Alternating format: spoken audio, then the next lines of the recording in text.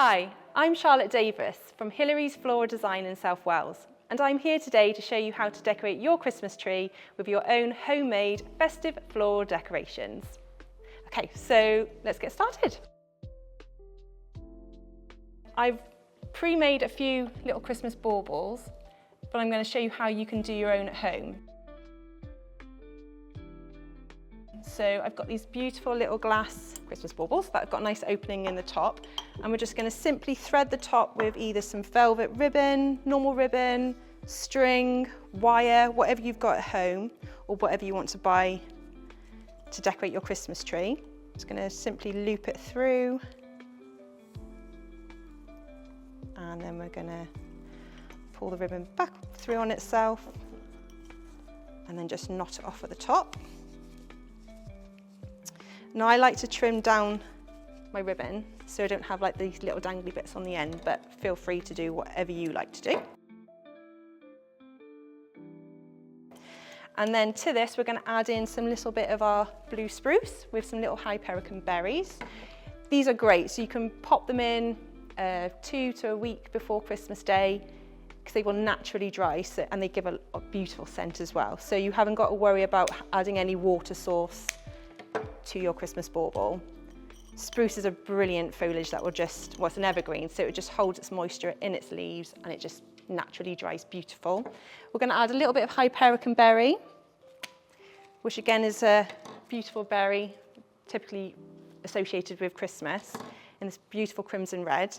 We're going to cut down the stem really close to the base because we don't need it long to drink any water, and then we're just going to simply pop it in the little Christmas bauble.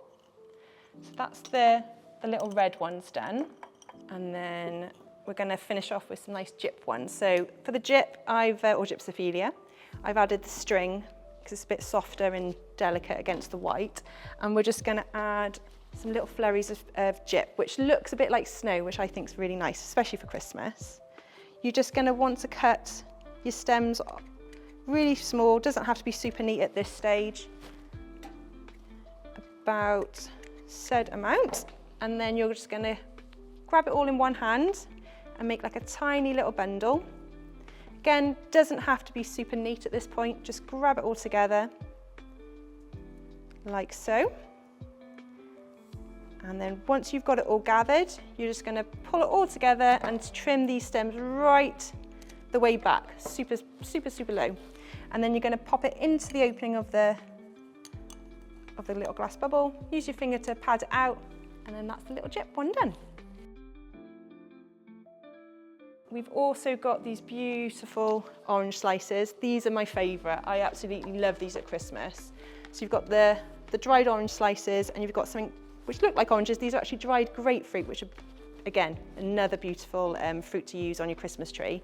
You could dry these on by yourself at home in the oven, really low temperature for quite a few hours. But I'm a bit more impatient, so I like to get mine from a florist. Lucky I am one, but yeah, get down to your local florist and you can pre-order these in a bag. Then you're just going to want to take 2 slices, stick or needle, whatever you've got that you can poke a hole through the fleshy part, and you're going to go through the flesh just underneath the rind, poke a little hole. Then you're going to grab your ribbon, place your ribbon over the hole, and then using your stick push it through so it comes out the other end, and then you're going to trim up your ribbon so that's ready then to tie onto your Christmas tree. So we're just going to do that with the smaller set. Push the stick through the fleshy part underneath the rind, and then push your ribbon through. This is a nice easy one that you could do with the kids, or if you don't trust anybody else to do it apart from yourself, like me, then I just do it all myself. There we go. So that's your orange slices. For something a little bit different, and if you're feeling a little bit more adventurous, we've got these fun chrysanthemum head tree garlands, which is a little bit of a take on the traditional popcorn garlands that you sometimes see. So what you want to do is get some floristry wire. Again, pre-order this from your local florist. You can get it in, obviously the green, but you can get it in beautiful colours like gold, silver, red. As long as you give your florist enough time, they can order you a reel of wire in. So you're going to take your wire, make a little bit of a loop, then with the end that comes back to this long bit, you're just going to simply twist a few times. So you're creating a hooped edge, like so. Then you're going to take your desired length of wire, cut, and that's ready then for threading your chrysanthemum. Chrysanthemum is a brilliant flower. It's so versatile, it's so robust, it's, again, a brilliant flower that I think is quite underrated, but you can get beautiful colours, especially in this beautiful variety of Santini. I've gone for this nice golden orange. So you want to buy yourself quite a few stems, depending on how many garlands you want to make. If you're making 1 or 2, then you can just pick up about 8 to 10 stems.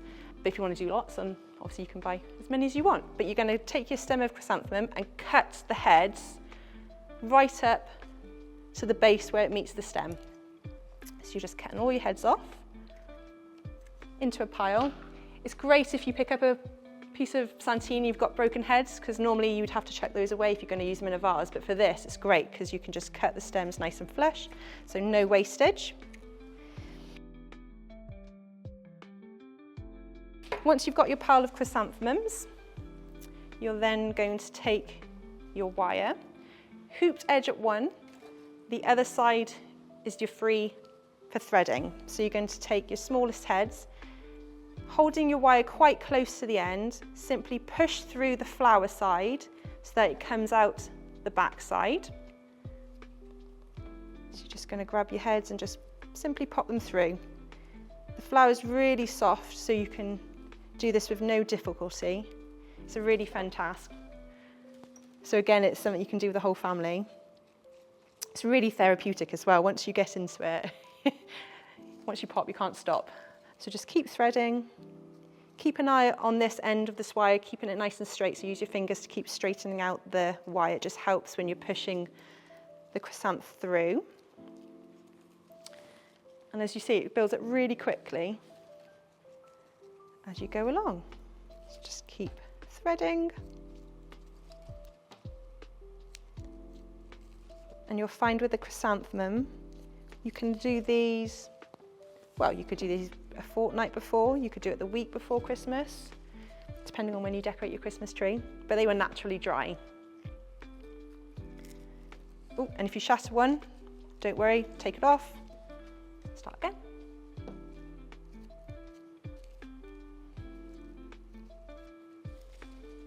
So that's how you start one.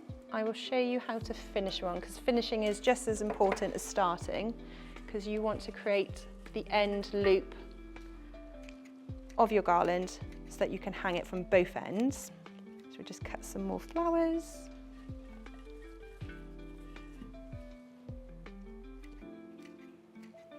You could mix the colours as well, that'd be really fun. Especially if you've got like a red and white candy cane theme going on, you can alternate between red and white, that would be really fun. But I'm quite into oranges and greens and reds at the moment, so hence the gold. There we go, so we're just threading this last garland.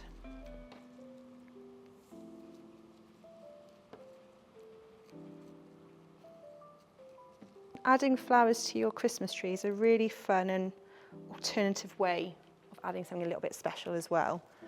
So if you're kind of bored of just doing the baubles and the tinsels, then add a few fresh flowers is the way to go. So once you get to the end and you've got approximately about a hand's width of wire left, you want to take your wire, bend it back towards the base of the chrysanthemum head, hold it in one hand and just lightly twist as close to the flower head as possible. If it's not bang on the flower head, don't worry too much. Do a couple of twists, and then with this remaining leg of wire, you're just going to wrap it around where you've twisted, just to fasten it off even more. And then that way you have a loop at one end and a loop at the other end, ready to then hang on to the Christmas tree. And then finally, we have glass test tubes. Again, this is something, if you give your florist enough time, they could probably source these in for you. These are great if you want to hang flowers off your tree that won't last as well as chrysanthemum or spruce, gyp, hypericum berries that are a bit more delicate, such as a rose, or if you wanted to put carnations, because we can fill these with water. But the way to attach your test tube to your tree is to get yourself some floristry wire, and you're going to put the wire over the test tube, wrap it around 2 or 3 times. When you've got the 2 bits of wire roughly together, you're then just going to take with one hand, finger and thumb, and do a couple of twists. That then secures the wire to the test tube, and then you can cut your reel away.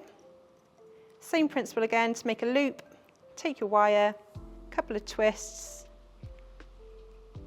trim up the ends, open up the loop, push down the little tail, and then that is ready then to hang on your tree, fill it with water and pop a bit of flower in.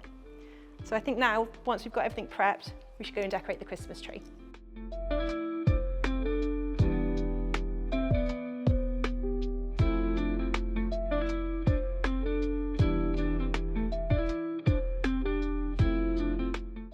Let's fill our test tubes with some water.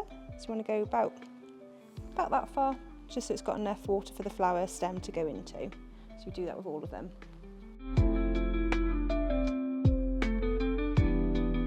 Just a slip over the needles. Okay, last bit of amaranthus going in. There we go. Beautiful.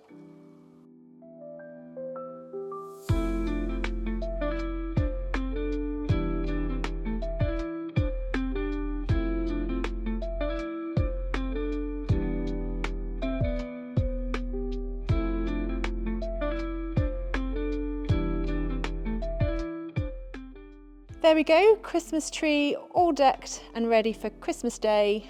I think I've earned myself a mince pie and a glass of fizz. See you all next year. Merry Christmas.